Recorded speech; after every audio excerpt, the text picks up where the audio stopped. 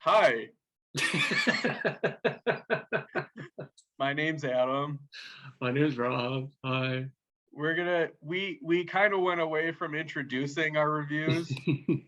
We want you to feel like you're eavesdropping on our conversation, but this conversation is about some of our most anticipated movies of 2022. It's about This the is what future. happens when content creators run out of ideas and want to get a video out as quick as possible. Hey, I didn't think I was looking at this list and I'm kind of like, I don't know. I don't even know what's coming out next year. And I was like, oh no, there's like 5 or 6 on here that I'm into. So, Adam, Because we're going to be talking, sorry to interrupt no, you, go but do ahead. you think because we're kind of doing the clickbaity thing of let's talk about what's not even out yet and speculate. Do you think I should wear my hat backwards? You should. You should wear your Okay. hat backwards, definitely. Okay. Because now I'm just a regular guy from the Midwest who loves movies. Just a guy who loves movies. Yeah. And I have a friend who just happens to be a critic, and that's you. I just guy who loves movies and just happens to write about them too. I don't know what's going on. Yeah. 3 movies each, so 6. Yeah. And we already 6. decided that if one of us steals the other person's choice, we'll pick another one. We've got backups too. Mm-hmm. Adam, you're a guy from the Midwest with a backwards hat who loves movies. Why don't you go first? Well, you see, because I'm a guy from the Midwest who loves movies and wears my hat backwards, I feel like I should pick one of the summer tent poles. But I'm not really looking forward to many of them, or any of them really, from looking at the list. So I'll go straight to December of next year for the big. So get ready. You have time. I'll go with Avatar 2. That's probably one of the most anticipated movies of the year because who knows what the hell that will be. What is that going to be? I mean, they're teasing like Vin Diesel might be in this one, and Michelle Yeoh is supposed to be in it too. Hold on.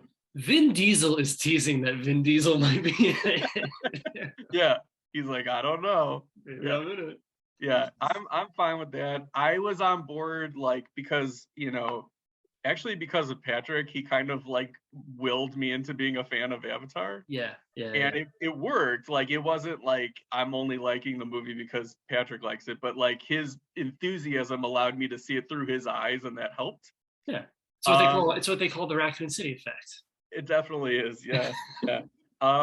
And I remember seeing, I want to see if you could find this image on the internet, but there was an image of the cast of Avatar, and they were all in a pool, but they had bodysuits on and little mocap balls on them. Okay. And if I found it, it's on the screen right now. And I remember seeing that picture and thinking that it looked like the cover of when you have a park district catalog, and it's join swim lessons this summer. And I was just like, if this is what Avatar 2 is all about, I'm on board. Wouldn't that be great if James Cameron, you think that he's gonna push the edges of technology, but instead this time he's just I'm gonna go completely under it, and it's gonna be like people in a pool.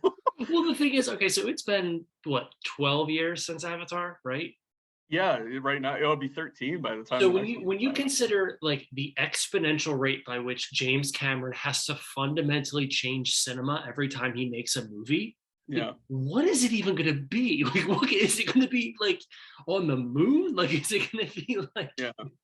Is it going to be a legacy sequel? Is it going to be The Force Awakens? Because at this point, it almost could be. I don't think so. I think it's just going to be a continuation from the last movie. Pick up, yeah. If it's a direct sequel, I'm more on board with that than if it was some sort of a legacy sequel or something like that. I mean, it hasn't been. But I think that one thing that how sometimes out in the world, you're doing whatever and it's got nothing related to anything, but then you hear something and you're just oh wait, maybe I do love Avatar. So I had one of those this week. Okay. And I was at a restaurant, and I overheard a waitress talking about Avatar, but she kept calling it Pandora. She thought the movie was called Pandora.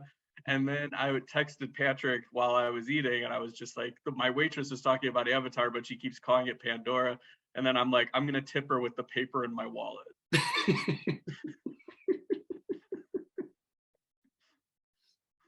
All right, And I so got my burger, and I was like, "That's a lot of cheddar." so that got you back over the hump again. I am kind of bummed. Now, I don't see like Giovanni Ribisi in the cast list, so hopefully did he die in the last one? I don't even remember. I don't remember.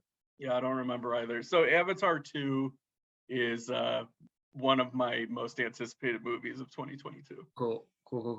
Yeah. All right.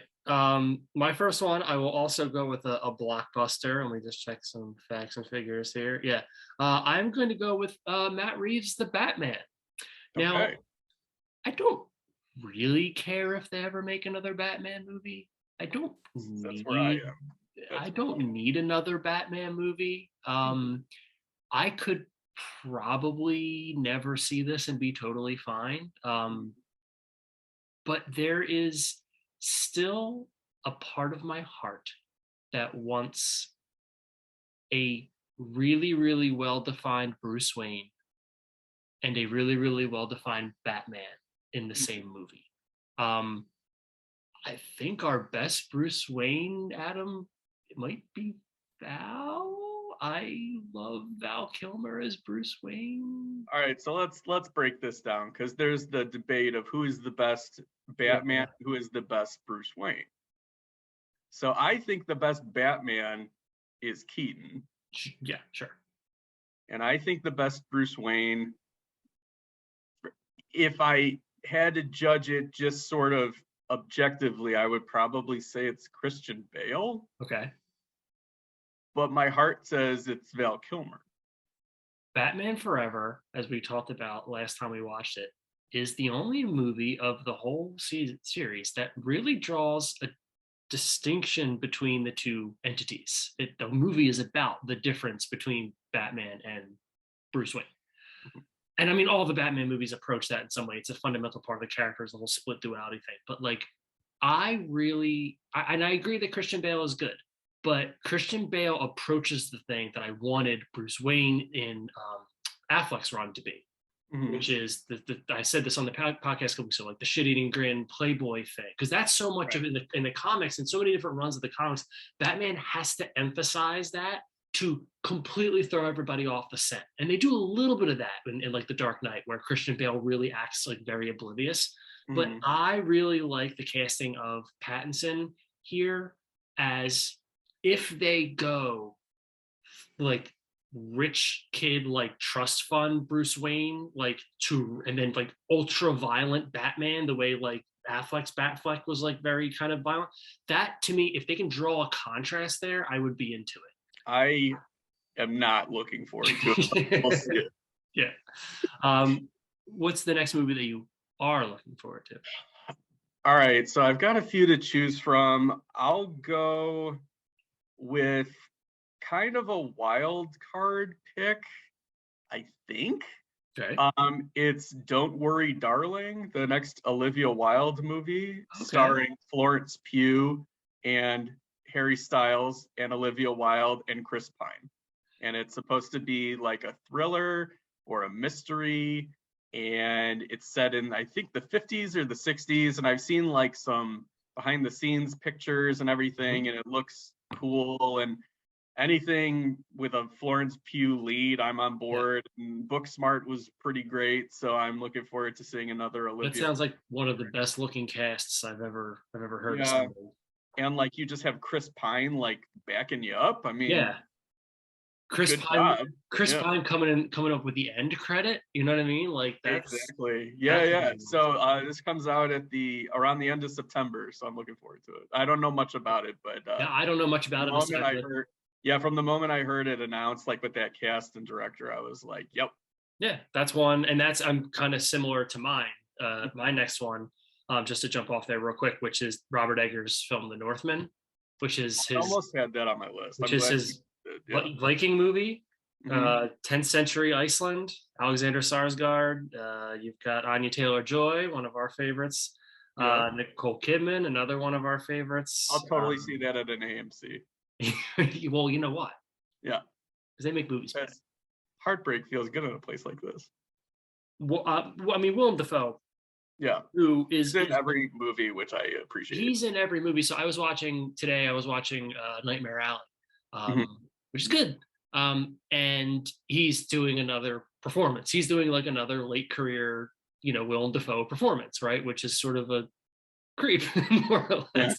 less. So I have no idea who he plays in this movie, but I'm incredibly excited to see it because I really did love The Lighthouse. I love The Witch, and I think that I'll put it this way: I think this movie can make A24 cool again. Okay. I'm It's a hopeful. bold statement. I think it could. It's never going to be as cool as Neon. I'm sorry, A24. You're never going to be as cool as Neon, but it could help. All right. My last pick. I'm glad you picked the Northman because that took one off my list. Yep. I will say, I'm gonna go with. I don't remember the title of the other one, so I will say Creed 3. All right, Creed 3. Creed I 3. had another one, and that was gonna be my pick, but I don't remember the title. It's okay. Creed 3. I'm just curious what Michael B. Jordan director will be. Which is really funny because today I randomly came across a deleted scene from Creed 2 that I really liked that I thought maybe should have been in the movie. Yeah. Um, But it comes out around Thanksgiving. It's perfect time for more Rocky. yeah. I'm all on board. All right. My third selection Mm. is Baz Luhrmann's Elvis. I thought about this until I remembered Baz Luhrmann directed it. Because, wait, is he canceled? He's not canceled. I just like he's a lot. Oh yeah, no, which was That's why I all. want to see Yeah. it. That's why I want to see it. To Yeah. me, that feels like subject, director, put them together, see what happens. Yeah. Baz Luhrmann is a wild, flawed, insane filmmaker, and I Mhm. will watch him in the same way that I watched Alita Battle Angel or Resident Evil Welcome to Raccoon City, where I'm like, sure, show me what you got, you whack job. Like, let's see. What do you got coming up here? So Do I you will see think that. do you think the studio ever like watches his dailies and he's just like, I gotta warn you, I've been a Baz boy. And then they're just like, oh God, why do we hire this guy? There are like, if you go on IMDb for any one of his movies and you look at any of the IMDb trivia, I mean, and obviously IMDb trivia is who knows, but there's some Often stories. accurate. Yeah, there's some stories in there that you want to hear about, and he's fun. He does his own commentaries. I used to show his when I taught The Great Gatsby. I used to show his Gatsby movie. Like, you watch the movie at the end of the book and all that. Mhm. And every time, because there was a period where like I was watching The Great Gatsby 5 times a day, and every time I watched it, I noticed something new and strange and weird. So I'm all about it. Let Baz Luhrmann make movies. I think as long as he's not like, as long as he didn't get canceled, as long as he's not like a sex predator or something, just let him do it. So next week we will be back with a special holiday edition of Reserve Seating where we will talk about our favorite lump of coal movies of 2021. Rob and I each have two selections of movies that weren't really all that good, but we kind of like them. And if we put them in your stocking, you should ask us why. It's like that fell apart. Uh-oh. Yeah, I had a run and then it ran out. It's okay. I'm right there with you, buddy. I'm catching you. You're sliding off into my arms. It's fine. Don't worry about Oh, thanks, pal. it. Until next time. See you.